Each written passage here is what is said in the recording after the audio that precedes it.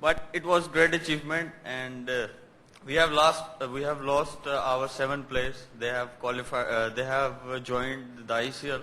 So, but still we got some good players in our team, and inshallah we will produce a good cricket over here. Really looking forward to getting a team over from Pakistan, the Sialkot Stallions. Congratulations and well done, Shoaib Malik. Thank you.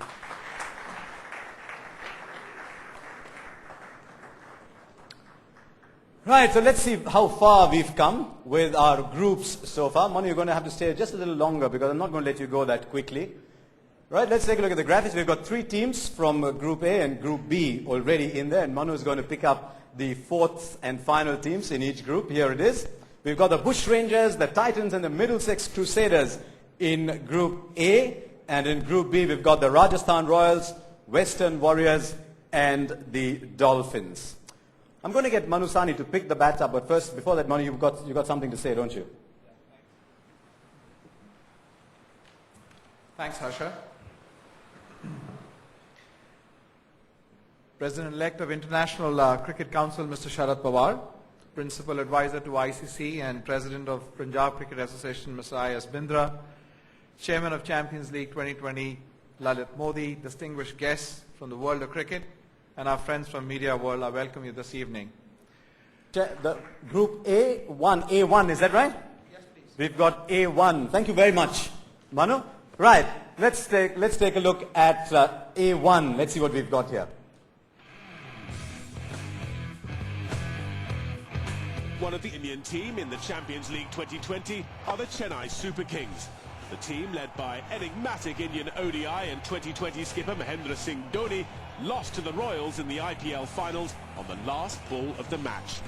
The Super Kings represent the city of Chennai in South India, and the franchise was brought over by N. Srinivasan, the BCCI Treasurer and the Vice President and Managing Director of India Cements Limited.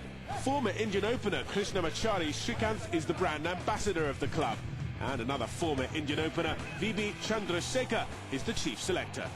Coached by former South African and Australian player Kepler Wessels, the other big-ticket names this team boasts of include Matthew Hayden, Stephen Fleming, Michael Hussey, and the talisman Sri Lankan spinner Uttaya Muralitharan.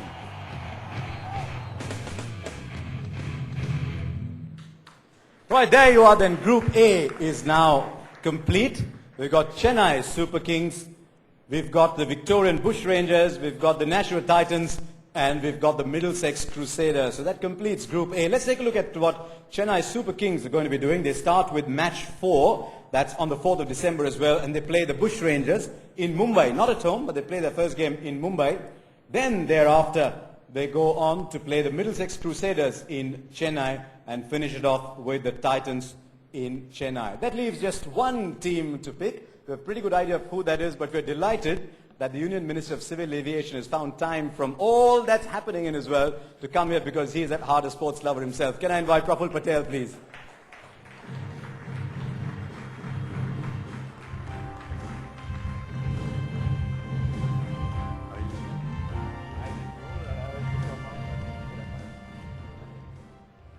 you could announce it from there. B1 is the team, and if you could tell us officially what team that is. Sialkot Stallions. The Sialkot Stallions. Thank you very much. To use your jargon these days, I hope they fly high. Right, the Sialkot Stallions. We know a little bit about them already. Let's find out a little bit more about the Sialkot Stallions led by Shoaib Malik.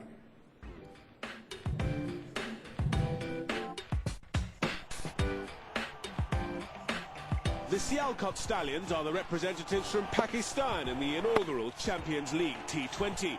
The Stallions are a powerhouse when it comes to domestic T20 in Pakistan and have won all the 3 tournaments held in the country since its inception in the 2005-06 season. The first 2 were called the ABN AMRO 2020 Cup, while this season's competition was called the RBS 2020 Cup. This time around they beat the Karachi Dolphins in the finals just a couple of weeks ago and have created a new T20 world record of winning 16 consecutive matches in a row. The team is captained by Pakistani skipper Shoaib Malik, and their home ground is the Jinnah Stadium in Sialkot. And so we've come to the end of Group B as well. The Sialkot Stallions join the Royals, the Warriors, and the Dolphins. The Warriors, the Royals, and the Dolphins there. And let's see what their draw is going to be like.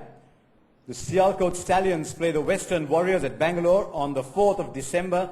Then they go across to Mumbai to play the Rajasthan Royals. That's match 6. And then they finish off for the group stage, that is, by playing against the Dolphins. That is at Bangalore on the 10th of March. That's the league stage. Goes on from 3rd of December to the 7th of December.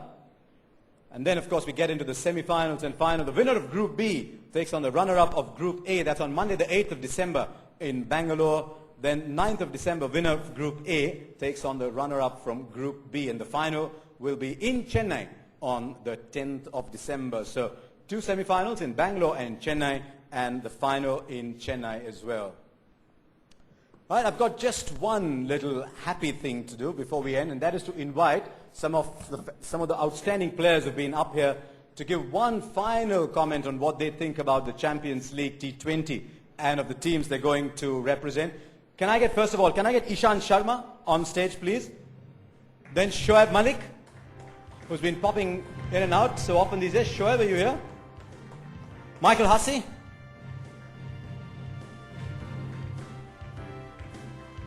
Shane Watson? Oh, he's probably gone off for some reason. There he is, Shane. Every time Shane Watson walks by, a lot of people beam. And can I get Lalit Modi up on stage as well, gentlemen? I've got some microphones for you. Could you just get a finishing comment on what you think about the Champions League T20? Right, Shane, if I could start with you, and then I'll move to Michael. We'll get a comment from Ishant as well. Champions League T20, all along we've had international competitions. You've played for Australia, Ishant for India, Michael's been your teammate. Do you see a big new revolution happening with the franchises coming in? Oh, absolutely. The IPL sort of really took that on, and to have something like the Champions League now, of all the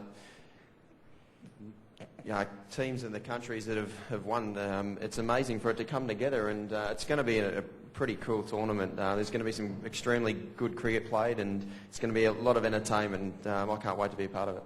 One is coming back to play for the Rajasthan Royals. Is Shane Warne coming back? Absolutely, the great man will be there. So that's the comeback everyone's talking about. He's going to play for the Rajasthan Royals, isn't he? Yeah, I think that was always planned. Michael, looking forward to this. You've probably played cricket all around the world. Of all the people on stage, you've played more cricket. In fact, you've probably played more cricket than most people here before. But something new that excites you? Oh yeah, as I said before, I thoroughly enjoyed my time at the IPL. We had a great bunch of guys, but I'm sure the Ramble Warriors will be pretty competitive as well. But yeah, no, I think it's a fantastic concept. Really looking forward to being involved, and it's going to be some very exciting cricket, I would have thought. Hopefully it'll get as big as the European football leagues one day. Now, you played 10 years before you played your first test match, and Ishant Sharma is all of 19 going on 20. It's a bit unfair, isn't it? Some people getting in that quickly. But Ishant, as a bowler who likes bowling long spells, you bowl long spells for Delhi. You like this 4-over game? Actually, that's what Charles said to us. It's not a batsman, it's not a bowler's game, I think. So, but whatever we get, we have to bowl 4 overs, and we have to think a lot what we have going to do in that 4 overs. And we have to bowl certain plans and all this. So if you're bowling well, and then it's all about your rhythm. If you're bowling well, so it's fair enough for you. What's a good economy rate today? Let's get it from the bowler's point of view. What do bowlers consider a good economy rate in T20? I think it's 6 and 6.5 is fair enough for the bowlers. Okay, maybe Ishant. you can ask this question to Watson. What's the Yeah, good point, Around that, Shane. mate, it's good. Definitely. At least if you're getting hit for, I suppose, less than 6, 7 and over is pretty good, I reckon. You've had a good game. And Michael, do you worry too much about strike rates when you're batting? Is there a strike rate you plan to finish with? Oh no, not really. I guess you sort of depends on the situation of the game. If you lose a couple